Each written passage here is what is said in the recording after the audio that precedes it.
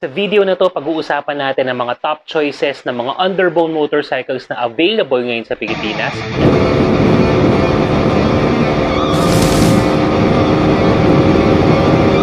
Sa mga naghahanap ng bibili ng bagong motor nila. Agile, madali isingit. You have a really good bike. Plus, it's lightweight, magaan lang sa mga brad. Sa naman ang overall riding experience nyo. Pwede! Maintenance mga brad. Try this out.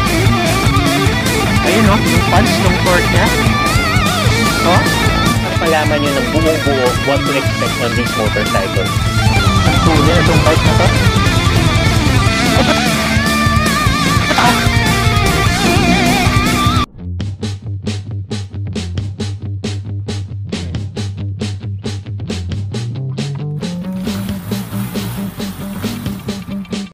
Lightweight, easy to handle, and forma. Yan ang mga most common attributes ng mga underbone motorcycles na meron tayo ngayon. Kaya naman talagang kinagigiliwan at talagang tinatangkilik nating mga Pilipino. Sa video na to, pag-uusapan natin ang mga top choices ng mga underbone motorcycles na available ngayon sa Pilipinas. And the main factors that we have considered is syempre power, function, at saka syempre yung forma niya. What's up mga brother? Ito si Juan ng Motor ni Juan. Welcome back sa channel natin. Don't forget to like and share this video, pindutin mo yung subscribe, hit that bell, at saka pindutin mo ring all para lahat ng videos natin manonotify ka. Also mga brad, please join the Motor ni Juan community dito sa YouTube video. All you have to do is click this link para siguradong magkaroon ka ng mga special shoutouts, special access, at saka mga exclusive contents sa videos natin, at saka syempre sa channel natin. Also, don't forget to follow our Facebook page Motor ni Juan para talagang lahat ng mga motorcycle reviews, tips and updates hindi ka magpapahuli. And before we continue, maraming salamat muna sa G4 Sticker Works for any decal needs, tsaka Villain Mufflers ng 01 Moto. Mga brother, abangan nyo yung 01 Moto sa Caloocan. Yan na, para sa mga taga-norte, malapit-lapit na yan sa atin. Also, salamat sa GP&E LED Lights, BF10 Ceramic Philippines, Top Speed Advanced Accelerator Controller, all from Top of Philippines, Legend Daddy Leather Shop, at saka syempre, para clothing. Available na rin yung jersey natin mga brother. Message nyo lang ako to order.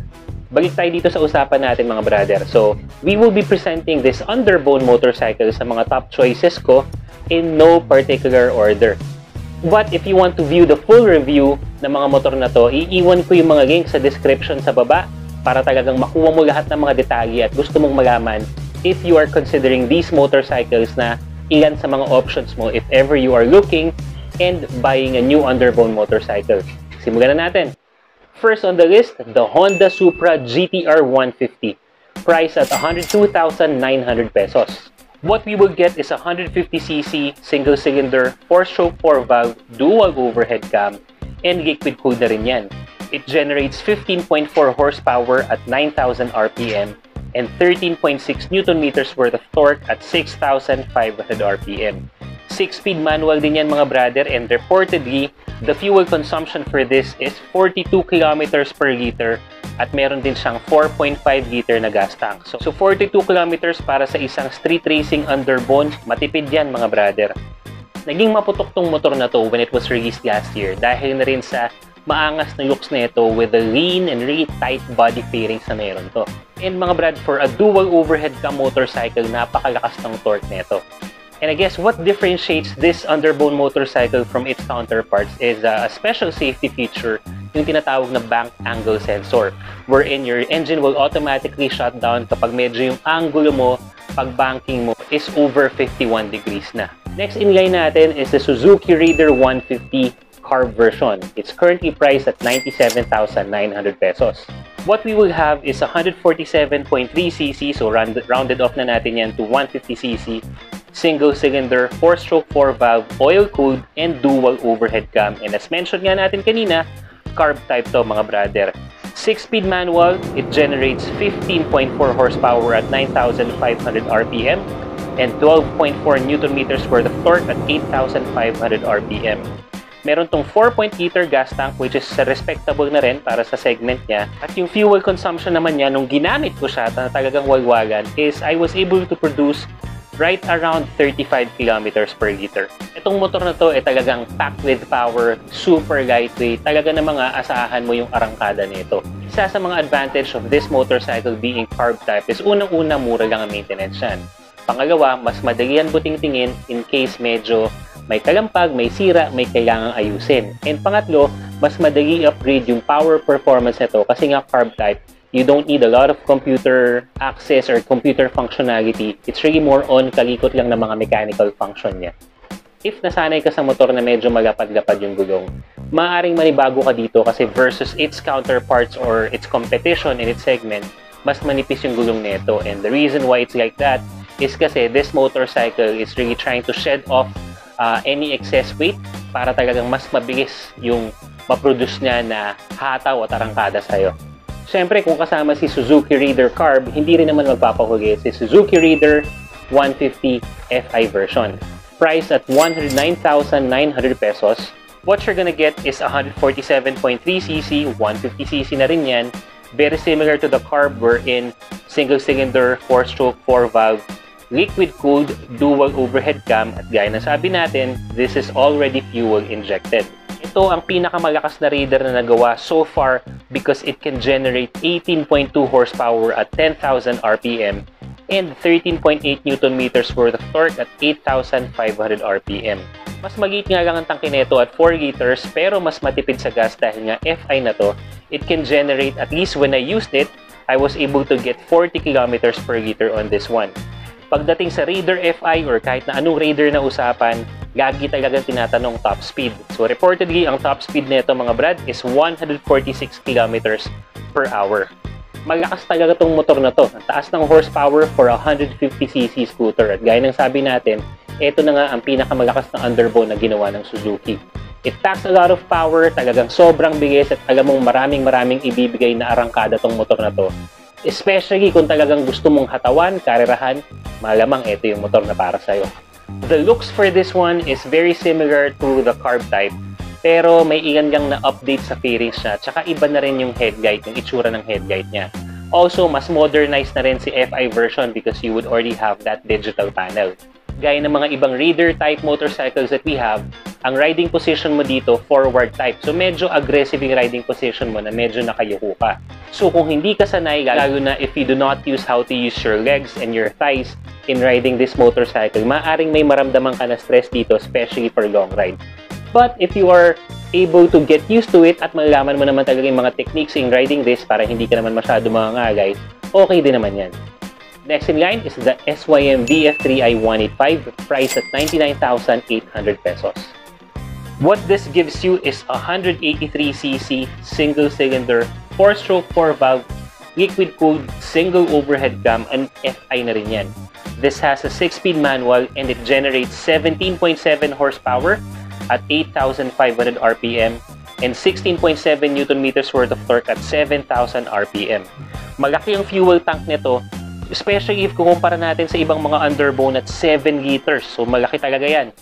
And when I used this before, kahit kung papanoorin yung dating review ko nito, I was able to produce 34.7 kilometers per liter. Pero sobrang walwaga naman na yun. For a 185cc underbone motorcycle, okay na rin talaga yung fuel consumption nito. So pagdating sa looks, okay lang kasi hindi ko naramdaman yung identity ng mismong motor. But what I like most about this motorcycle is the play of the suspension. For a street racing motorcycle, napakaganda ng play ng suspension ng motor na yan. Isa pa, malaki yung gas tank at talaga namang mararamdaman mo yung torque dito. Ito yung parang sinasapa ka sa tindib. Bawat change gear mo, bawat arangkada mo, talagang ramdam mo na palabandong motor na to. Take note mga brother, what we have in the Philippines right now is still the V2 version. Wala pa po yung V3, although yung V3 niya na-release na sa ibang bansa. Maybe sa ibang pagkakataon, pag-uusapan natin yan kaya antabay kayo lagi sa channel na to. What we have next is the Yamaha Sniper 155, ang pinakabagong underbone na meron tayo sa Pilipinas. It's priced at 114,900 for the standard version at 120,900 pesos naman for the R version. What we will get is a 155cc single-cylinder 4-stroke single overhead cam liquid-cooled fuel-injected engine. And this has the same platform ng makina ng MT-15 R15 XSR 155 na inilagay sa isang lightweight underbone. Tapos VVA na rin yan. It produces 17.7 horsepower at 9,500 RPM and 13.8 Newton meters worth of torque at 8,000 RPM. Malaki-laki na rin yung gas tank nito, respectable at 5.9 liter fuel capacity.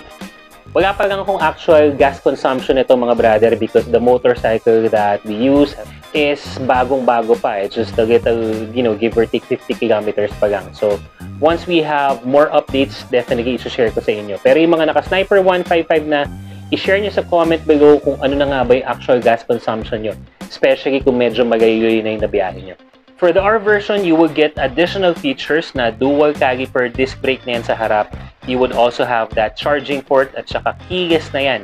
I believe this is the first smart key system activated pagdating sa Underbone segment. Dahil nga bago, updated na yung looks nito at kung ako yung tatanungin, mas gusto ko yung looks nito. Parang smooth lang pero nandun pa rin yung angas as compared to the previous Snipers. Ang medyo downside lang nito is this is pricey as compared to the other Underbone motorcycles na pine-present natin ngayon. Kung hindi naman pang street racing o mga pangkarera at mga hatawan ng hanap mong motor and gusto mo medyo mas versatile, we have a couple of options for you. Una is the Suzuki Raider J crossover, priced at 63,900 pesos. What we will have is a 113cc, single-cylinder, 4-stroke, 2-valve, air-cooled single overhead cam. And FI na yan mga brother, akala ko nga nung una carb type pa yan. It can generate 9.1 horsepower at 7,500 RPM and 9 Newton meters worth of torque at 6,500 RPM. Suzuki claims for this to have a fuel efficiency of 66 kilometers per liter with 4 liter worth of gas tank, pero base sa paggamit ko, given na mabigat ako at mga uphill at iba't ibang mga kalsada ang dinaanan ko, I was able to produce 58 kilometers per liter. This motorcycle actually looks better in person as compared sa mga pictures, sa mga videos, kasi nung dumating siya dito sa bahay, talagang masasabi ko okay yung datingan at forma ng motor na to. And don't be deceived with the 113cc kasi at my weight mga brad, I am 210 pounds. Kayang-kaya ako ng motor na to kahit sa mga uphill at mga rougher roads. This motorcycle is very versatile at it can take on rougher terrains given na meron tong semi-block tires at saka napakaganda naman talaga ng play ng suspension nito. Isa pang option that we have for you is the Honda XRM 125. Yung bagong release lang, it was just recently released in March of 2021. The price ranges from 67,900 all the way up to 73,600. Depende kasi kung anong version ng kukunin mo. Meron kasing tatlong version yan mga brad. Pero pare-parehas ang makina niyan. What we have is 125cc, 4-stroke single overhead cam. It can generate 9.5 horsepower at 7,500 RPM and 9.55 Newton meters worth of torque at 6,500 RPM. 3.9 liter lang ang gas tank nito, but it can generate a fuel efficiency or fuel consumption of 65 kilometers per liter according to Honda. Very ruggedly stylish. This is similar to the looks of the CRF 150, parang mas nakababatang kapatid siya. But there's a modern touch na rin sa motor na to dahil digital na rin yung speedometer na to. So mga brad, these are the top choices of Underbone motorcycle given its function and its features na naihahatid natin sa inyo. Pero kayo mga brad, meron pa ba kayong ibang mga Underbone na mare-recommend sa mga viewers natin, sa lahat ng mga brother natin, especially sa mga naghahanap ng bibili ng bagong motor nila? I-comment nyo lang sa baba, pag-usapan natin at para ma-share din natin sa lahat. At para sa mga may-ari naman na ng motor na to, kumusta naman ang overall riding experience nyo? Ang maintenance mga brad, comment nyo rin sa baba para makita natin lahat yan. Pa rin yung matagal mo nang ginagamit yung motor, mas mare-review mo na at talagang meron ka ng legit na assessment pagdating sa mga motor na yan. Again, for the full review ng mga motor na diniscuss natin sa video na to mga brother, iwan ko yung link sa description sa baba. I-click nyo lang yung link na yan para mas malaman nyo ng buong-buo what to expect on these motorcycles. Siyempre, bago tayo magtapos, shoutout muna sa mga brother natin dyan. First, shoutout to you, Roy Kabayaran, kay Marigi Agriam from UAE, sa Dubai, UAE. Shoutout din kay Pagatista and kay Ignacio Diego, pinapa-shoutout niya ang Gateway Riders Ilocos Sur. Yan, si brother all the way from Hawaii. Shoutout din sa'yo, Joy Mong Official and Joe Ev Flores, Iglesias Enrico, and kay Arvin Fuentes ng Gensan. At salamat sa inyo mga brother na patuloy na sumusuporta sa channel na to. Ingat pa rin tayo mga brother, stay safe, and kita-kits pa rin tayo sa susunod na video natin. Salute!